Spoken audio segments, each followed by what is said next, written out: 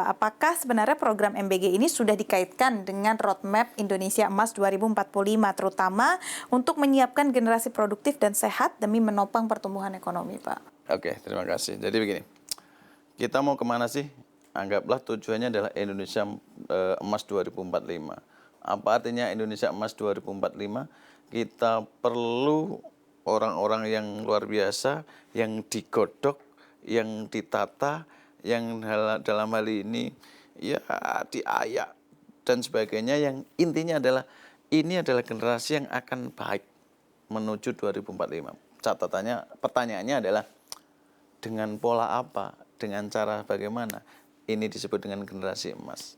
Tentu dimulai dari yang saya sebut MBG, bagian dari titik kecil untuk memberikan energi, memberikan kekuatan kepada calon generasi emas 45.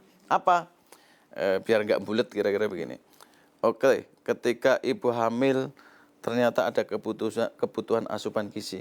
Ketika ibu menyusui ada kebutuhan asupan gizi. Ketika balita ada kebutuhan gizi. Insya Allah dengan asupan gizi yang cukup, harapannya tidak stunting. Insya Allah dengan asupan gizi yang pas, harapannya anak balitanya baik-baik saja.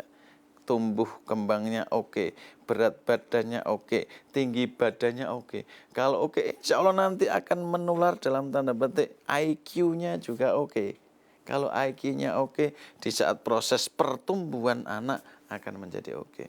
Karena itu hulunya adalah di sini. Hulunya adalah yang saya sebut tadi, mulai dari hamil tadi. Dan ketika negara sudah hadir di hulunya melalui MBG, khusus ibu hamil, ibu menyusui, dan balita, ini bagian dari cipta awal untuk generasi emas 2045.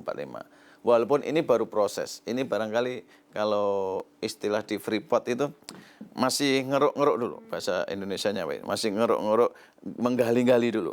Oh ini ada itu, habis itu baru nanti diayak, digodok, di umur 5 tahun ke depan disekolahkan dan sebagainya. Ini proses saja sampai matang. Kalau matang sudah jadi emas. Proses untuk mendapatkan emas tidak mudah. Saya ulangi, proses untuk mendapatkan emas tidak mudah. Termasuk hari ini Pak Presiden sangat fokus tentang generasi masa depan. Per hari ini Mbak, kita sudah mendistribusikan MBG khusus B3 yang menjadi tanggung jawab saya selaku Kementerian Kemendikbudayaan, yakni ibu hamil, ibu menyusui, dan balita non PAUD. Per hari ini sudah 1,3 juta per hari ibu hamil, ibu menyusui, dan balita yang kita kasih distribusi MBG-nya. Harapannya apa? Tentu target pertamanya adalah tidak stunting. Target pertamanya.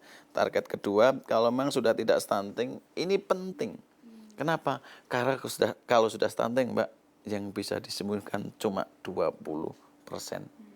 Saya ulangi, kalau stunting yang bisa disembuhkan cuma 20%. Artinya kita kehilangan generasi 80%. Karena 80% nggak bisa disembuhkan. Dan itulah cikal bakal generasi emas 2045. Belum nanti ada agenda setelah ini. Setelah ini kan baru awal kan. Nah, oke, yang penting intinya yang penting tidak stunting. Ya. Itu menyelamatkan generasi dulu. Yang kedua, setelah itu dapat pola asuh.